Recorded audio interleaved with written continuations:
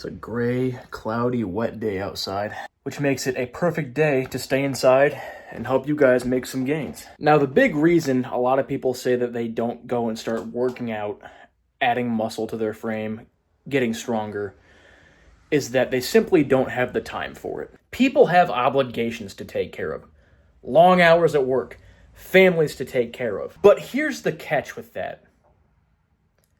It actually doesn't take that much time at all to make some pretty serious gains. I built my muscular foundation and got very strong, going to the gym 4 to 5 days per week. But knowing what I know now, going through more experience, learning more, knowing better, I now know that 3 days a week, which I'm running right now, is far superior to 4+ days per week. And for most people who have a bit busier schedules than I do, my schedule's pretty open. I don't work a normal 9-to-5 job. I don't have a spouse. I don't have kids to take care of. I don't have that many obligations outside of making money. So that's why I go to the gym 3 days a week. But most people who do live busy lives, who have quite a few other obligations to take care of besides just work and making money, you can go to the gym twice a week on a full body routine and make the gains of your life. And if you are somebody who's been looking to try and get in the gym, but you don't think you have time for it, and you're not sure how to go about obtaining the best gains in the most efficient manner, I'm your man. I'm here to help you. So let's go straight into it. Again, like I said before, full body twice per week.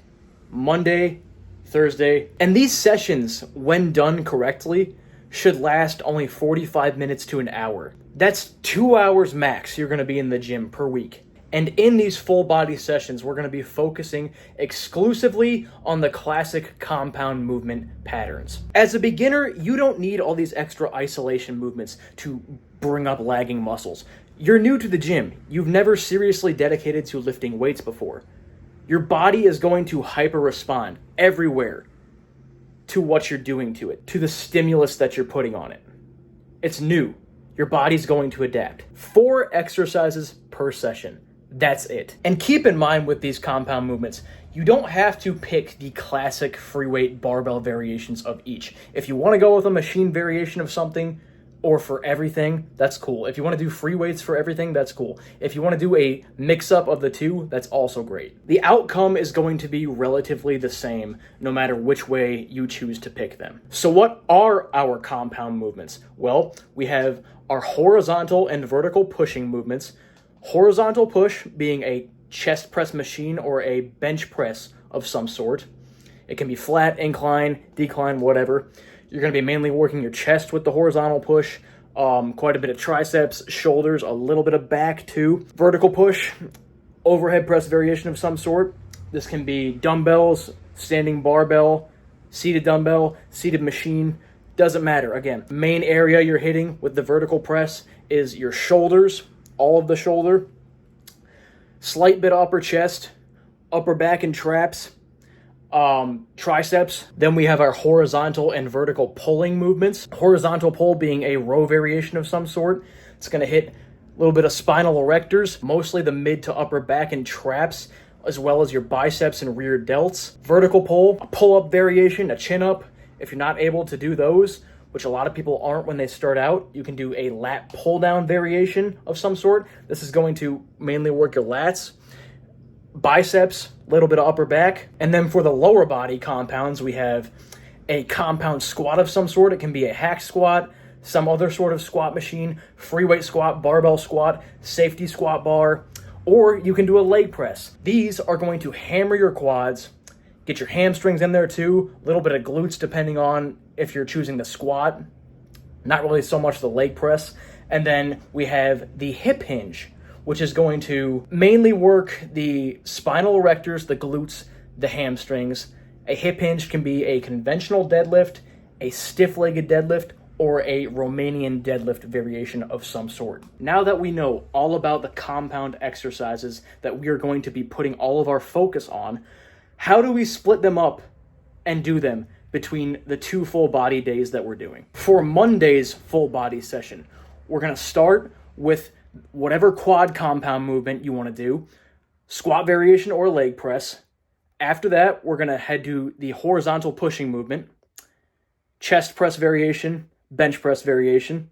After that, we're going to hit our row variation. And then to finish, we're going to do a little bit of glute and hammy isolation on a hyperextension machine. For Thursday's full body session, we're going to start the workout with our shoulder press variation of some sort, whatever you want to do. Then we're going to move on to our big hip hinge, deadlift variation of some sort.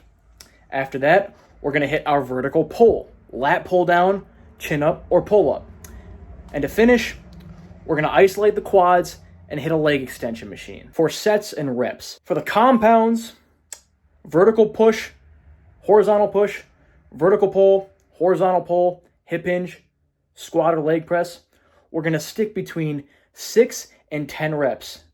And we're going to do 2 sets for absolutely everything. For the couple of lower body isolation movements that you have, the hyperextension machine and the leg extension machine, we're going to go between 10 and 15 reps or 12 to 20 reps. That can be your choice. Now, the reason we're only doing 2 sets for everything as opposed to 3 or 4 sets is because I really want you guys to focus on putting forth as much effort as you can into just a couple of sets. This will save you so much time.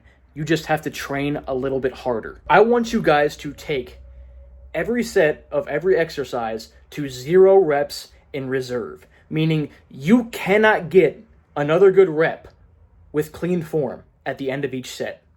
That is what 0 reps in reserve means. This will just give you the ability to learn how to train hard. Because with just 2 sets, you're like, okay, I gotta focus here. It's only 2 sets. I have to put all of my effort in. Intensity trumps volume every time, guys. Now you can take all this information, all this advice that I just gave to you and implement it into the gym.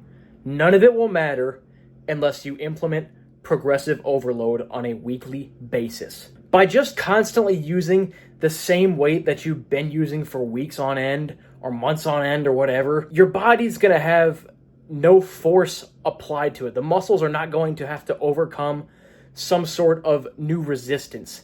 They need challenge to adapt. That is what progressive overload is. Without long-term progressive overload, when you go to the gym, your muscles will not grow bigger, you will not get stronger. Now, don't go just trying to throw an extra 50 pounds onto the bar more than you had last week. That's a terrible idea. That's how you get injured.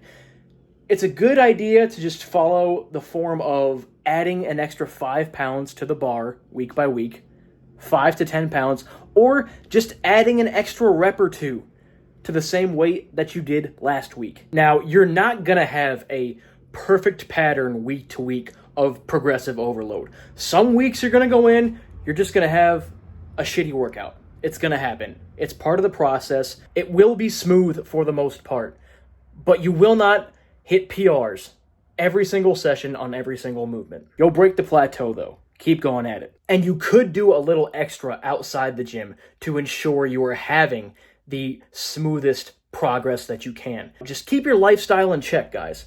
Eat as healthy as you can, sleep the best you can, stay hydrated, all that, stay away from alcohol. Now, if you take all these tips and tricks that I just taught you, apply them in the gym for a solid 6 months to a year, you will not recognize yourself in 6 months to a year. You will be totally physically changed. Guaranteed. 45 minutes to an hour twice a week. 2 hours in the gym, max, per week. You decide if you think it's worth it.